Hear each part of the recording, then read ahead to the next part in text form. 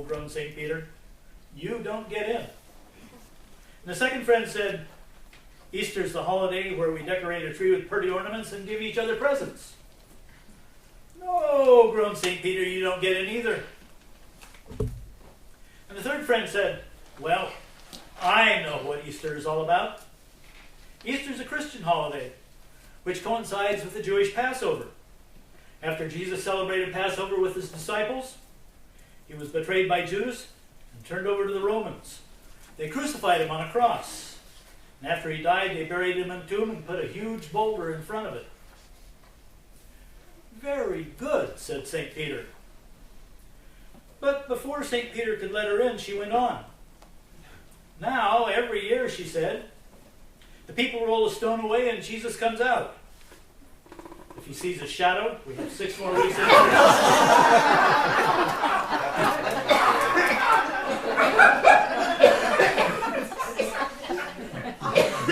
Now, I have to confess, I did not tell this story the way I heard it. The original version said the 3 friends were all blondes. Ditzy blondes, if you must know the truth. And I couldn't do that and then turn around and tell you that Jesus, whose last name is not Christ, advised that stereotyping does not work for people who want the full benefits of the kingdom of heaven. For the even more obvious reason we can all see sitting right in front of me, I could not tell it that way.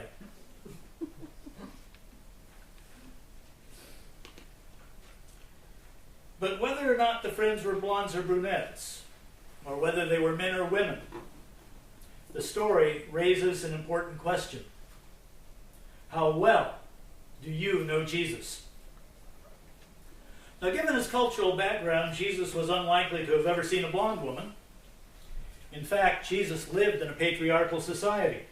And a lot of the men, including some of the disciples, were put off by the attention Jesus gave to women. If he heard me telling the story about 3 ditzy blondes, he probably would have responded with the parable of the wise blonde woman. Alas, many of us don't know much, probably even less than we think we do. And there's no shame in that. What we think we know is what we've been taught. And as Kenneth C. Davis wrote in his book, Don't Know Much About the Bible, how can anyone get a true picture of the historical Jesus, a man who left no writings and no tape recordings? We're not even sure if the people who said they knew him really knew him, or where they got their stories if they didn't. And then there's a problem of language. Jesus spoke Aramaic. The original Gospels were written in Greek. Now, some idioms just don't translate from one language to another. The Aramaic biblical scholar George Lamsa wrote, figurative expressions and different meanings given to certain words often cause confusion. And this is especially true for translators, or for people like you and me who are not familiar with the customs of the people at that time. Lamsa gives some examples. Take the phrase, God holds you. What do you think it means? Well, in Aramaic, it does not mean God sustain you as you might suspect. It does mean God will condemn you on the day of judgment. And what about the phrase, God has given him a lamp? I would have guessed that it refers to spiritual illumination. It actually means God has given him a son to continue the family name after the father's death. And if a speaker of Aramaic tells you he's eaten his body and drunk his blood, he is telling you that he has worked hard. And here's a phrase we all know. The Gospels quote Jesus saying, the Father and I are one. We say that a lot. But did Jesus mean what we think he meant? In Jesus' language, it means, my Father and I agree. Now, it would help if we knew more about the culture of Jesus' day. As Lamsa says, facts, time, and localities don't mean much to people, most of whom can't count beyond 100 and do it on their fingers. Now, the Gospels describe many supernatural events none of us would believe coming from any source other than the Bible. As Lambda tells us, however, there cannot be any exactness and accuracy as we know it. What appears to be an exaggeration is really a characteristic of a symbolical language. As we judge a culture that expressed itself metaphysically, we must understand it metaphysically. So we need to interpret the Gospel writers metaphysically. And we also need to understand that each writer had a specific purpose in mind. Matthew, for example, hoped to convince or to persuade Jews that Jesus was their Messiah, and the stories he told were intended to do that. Luke, on the other hand, wrote for a Gentile audience, and he told different stories. And all the Gospel writers embellished their accounts with their particular purposes in mind. Now, much of what they described is myth. One example is the story of Jesus' birth. In his book, Jesus for the Non-Religious, Episcopal Bishop John Shelby Spong wrote, "Birth stories are always fanciful. No one waits outside a maternity ward for a great person to be born." And he says that Jesus was probably not born in Bethlehem. On this, the Gospel writers don't agree with one another. Mark has Jesus born in Nazareth. Matthew and Luke say Bethlehem. But they had their reasons. Now, John didn't say anything about the birth of Jesus. Now, Bishop Spong believes, as Mark wrote, Jesus was born in Nazareth. After all, he has always been referred to as Jesus of Nazareth. If he'd been born in Bethlehem, he should have been called Jesus of Bethlehem. Why then would Matthew have said Bethlehem? Remember, Matthew's purpose was to convince Jews that Jesus was their Messiah. Old Testament prophecy had said that the Messiah would come from the city of David, Bethlehem. So Matthew reported that Joseph and Mary lived in Bethlehem. But then he said that Jesus was a Galilean. Bethlehem is not in Galilee. And I don't believe that both can be true. Now, Luke agreed with Mark that Jesus' family lived in Nazareth, but he agreed with Matthew that Jesus was born in Bethlehem. To get the family from Nazareth to Bethlehem, Luke had Joseph take the family to Bethlehem because he had to report for a census ordered by Caesar Augustus. Now, the Romans kept very detailed records, but their records do not show any census for the period in which Jesus is believed to have been born. Nevertheless, it's only in the Gospel of Luke that there was no room at the inn and Jesus was born in a manger. Unfortunately, Luke's timeline just doesn't work. According to Luke, the census occurred when Quirinius was governor of Syria, and Herod was still king. But Herod died in the year 4 BCE, and Quirinius didn't become governor until 6 or 7 CE.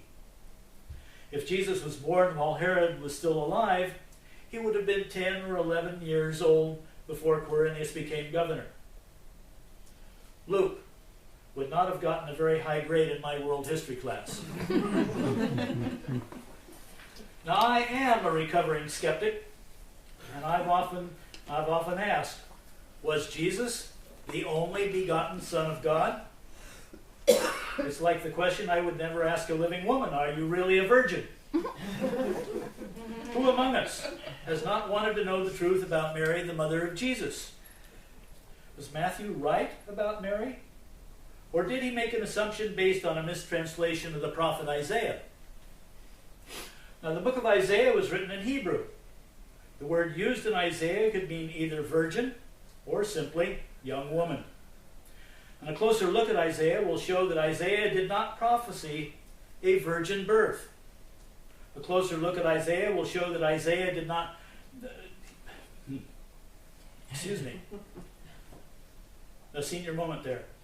He wasn't even talking about the Messiah when he foretold the birth of a child.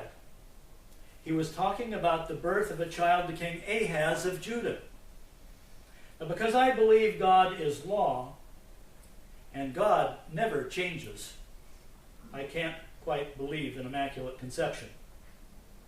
Now, I know that all things are possible with God, but I'm still curious about the real meaning of Easter. Did Jesus really come back from the dead? Now, I return to my assertion that God is law and God never changes. And according to my understanding of the law, human beings do not return from the dead. And that would mean either that Jesus was not human or he didn't come back. Now, given the church's attitude toward women, I find it ironic that the only witness to the resurrection credited by the Gospels was a woman. The disciples knew nothing about it until it was reported to them by Mary Magdalene. And at first, they didn't believe her. Now, I get that.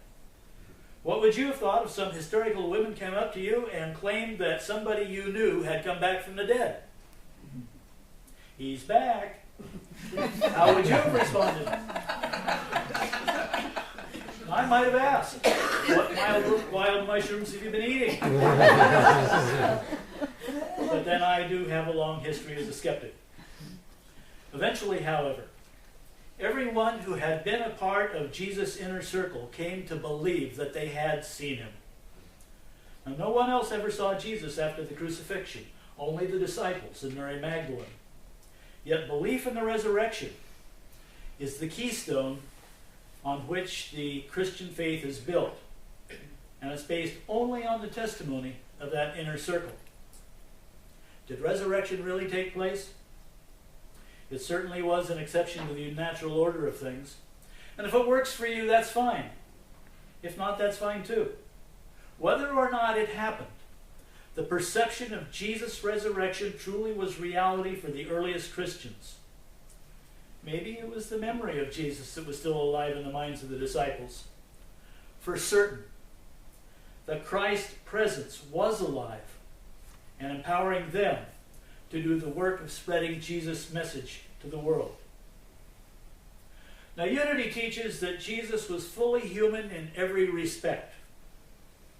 Richard and Mary Alice Jafala tell us in their book, The Simple Truth, that Jesus had feelings and emotions. He laughed, cried, got angry, and he loved. He bled when he was cut, and he felt pain when he was bruised. Now, this would suggest that Jesus died on the cross, and he didn't come back from the dead. And we ask, therefore, what was special about him? Well, he made some revolutionary discoveries. He discovered that he was one with God. And he didn't think he was special in that regard.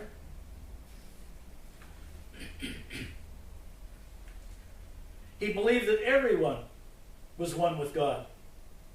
And he believed that the power of God was within all human beings. He believed that the God power within us made all things possible. And he did things that other people believed were miracles, and then he told the disciples that they could do those things too. And he expected the disciples to pass that message on, eventually to us. Was that revolutionary? Think about it. Jesus taught these lessons 2,000 years ago, and we haven't mastered them yet to this day. So yes, Jesus was a revolutionary. The religious establishment of his day considered him radical. They underestimated him. They believed that his crucifixion was the end of his revolution. However, the spiritual revolution he started is still going on. Now, as I suggested earlier, Christ is not Jesus' last name. In Unity, therefore, we do not refer to him as Jesus Christ. We say rather, Jesus the Christ. Unity's co-founder Charles Fillmore said that Christ existed long before Jesus. Mr. Fillmore said, all human beings have within them the Christ idea, just as Jesus did. The Christ within each person, he said, is that person's potential perfection, attained through the higher set of faculties we call the 12 powers. So I highly recommend Catherine's current class on the 12 powers, your God-given potential. It was Jesus who discovered this potential and called our attention to it. As truth students, we're letting Christ be formed in us. And we do this by becoming one with Christ's mind, through the awareness of our divine faculties and by daily meditating on words of truth. Perhaps Jesus' greatest achievement was to change our view of God. Our perception of God has changed over time. The earliest view was of a God that cared so much for his people that he brought them out of slavery in Egypt and guided them through the wilderness to the Promised Land. By the time of Jesus, however, religion had become more institutionalized. The priests described a jealous God, an overlord who demanded sacrificial meat and the blood of animals. He was more jealous of his glory than the welfare of his people. Instead of loving and caring for his people, he demanded to be loved and cared for by them. Formerly, the people had depended on their God. Now God was more dependent upon them. At least that's what the priests told the people. Of course, priests had their status and their power to uphold. It's no wonder the Israelites were tempted by the pagan deities such as Baal. Those gods were expected to bring prosperity and shower blessings on their followers. And Yahweh, on the other hand, seemed more destructive than constructive. Now, Bishop Spong tells us that even now, the traditional way we tell the Christ story makes an ogre out of God, a victim out of Jesus, and turns us into angry people who must be eternally grateful and thus hopelessly dependent. And today's clergy, still concerned with upholding their status and power over the people? Are they? Jesus rejected the influence of the priests. He taught that the Heavenly Father was a source of eternal love and would care for his children without requiring reward. The Gospel of John quotes Jesus saying, "I have come that they may have life and have it abundantly." Bishop Spong suggests that we judge contemporary expressions of Christianity by the standard of their ability to enhance life. And Bishop Spong says further, being a Christian is not to be a religious human being. It is to be a whole human being. He said that Jesus was the archetype of the whole human being and therefore the ultimate expression of God. Jesus' view of God allowed him to disregard the rules of religion when they did not advance human wholeness. There are several examples in the Gospels. The Gospel of John tells the story of the woman caught in adultery. The Pharisees tested Jesus by quoting the law that demanded the stoning of the woman. They insisted that Jesus give his opinion. And his only response was, "Let anyone among you who is without sin be the first to throw a stone at her." No one did. And Jesus said to the woman, "Neither do I condemn you. Go your way, and from now on do not sin again." Now, the Gospel of Mark gives another example. The Pharisees objected to Jesus' disciples plucking heads of grain to feed themselves on the Sabbath. When challenged, Jesus responded, "Sabbath was made for humankind, and not humankind for the Sabbath." As Bishop Spong says, Jesus was not divine because he was a human life into whom external God had entered. He was and is divine because his humanity and his consciousness were so whole and complete that the meaning of God could flow through him. Now, Jesus' reference to God as Father is not surprising. Jesus' earthly father, Joseph, is believed to have died when Jesus was a little over 12. After that time, Joseph was never again mentioned in the Gospels. And in that culture, an orphan is known as God's child. As his memory of Joseph faded, his faith in God grew stronger. In that culture, it's not unusual even now to call God my Father and to name men sons of God. If one says, "My Father and I are one," he or she means, what I am doing is the will of my Father. Anybody here have a problem with that?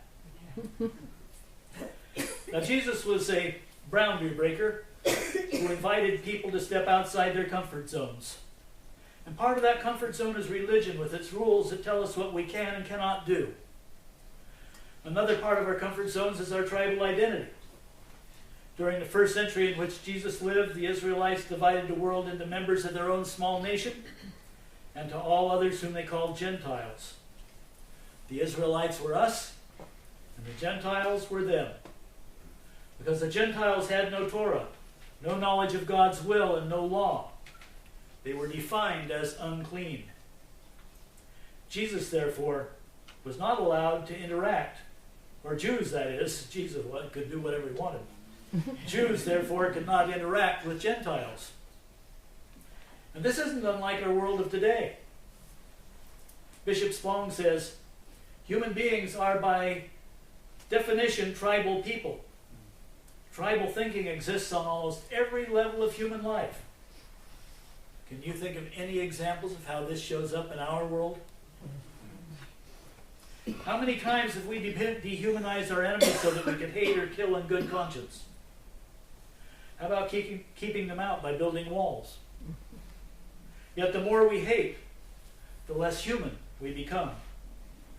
This was the tribal mentality encountered by Jesus. However, he encouraged his disciples to ignore these artificial boundaries. He stepped outside the tribal boundary when he chose Levi to be a disciple. Levi had been a tax collector employed by the hated Gentile conquerors. The Jewish establishment considered him unclean and therefore outside the tribe. To Jesus, no one's life was beyond transformation. Now, Jesus sometimes crossed the river Jordan and taught in areas where Gentiles lived, and he said to his disciples, "Go, therefore, and make disciples of all nations." He did not believe in the concept of a chosen people. We know from the parable of the Good Samaritan that Jesus rejected prejudice in all its forms. Jews considered the Samaritans to be the lowest of the low, and Jews would travel miles out of their way to avoid passing through Samaritan territory.